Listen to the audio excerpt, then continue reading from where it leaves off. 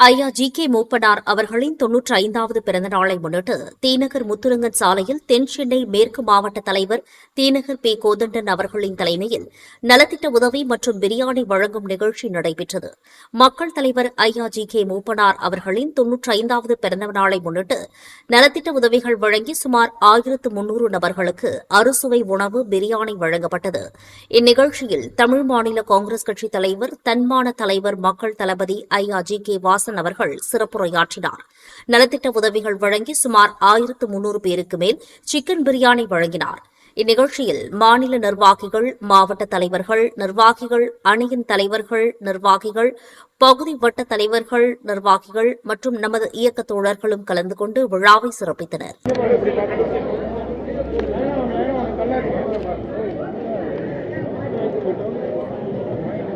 இன்றைக்கு தமிழக முதல்வருடைய மிக முக்கியமான அறிவிப்பு, முதல்வர் காப்பீட்டு திட்டம் 5 லட்சத்திலிருந்து 25 லட்சம் உயர்ந்திருப்பது யாரும் எதிர்பார்க்காத ஒன்று. மக்கள் நலன் சார்ந்த அறிவிப்பு. இது போன்ற நல்ல அறிவிப்புகளை மக்கள் வரவேற்பார்கள். தமிழ் மாநில காங்கிரஸ் கட்சி இதனை வரவேற்கிறது. நன்றி.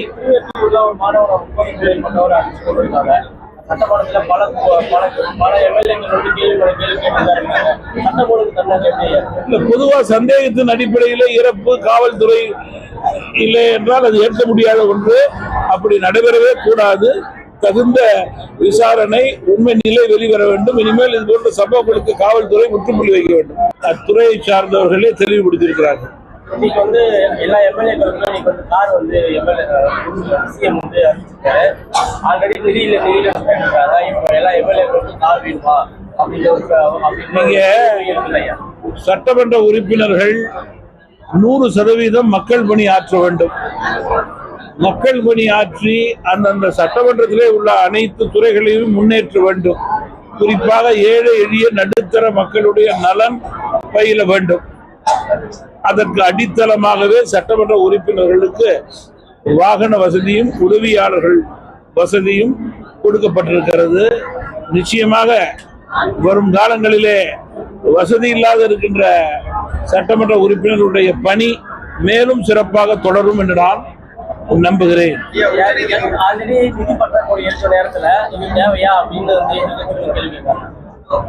மக்கள் பணி ஆற்றுவதற்கான வசதிகள் செய்து கொடுப்பது என்பது பல நேரங்களிலே அரசினுடைய கடமையாக இருக்கிறது.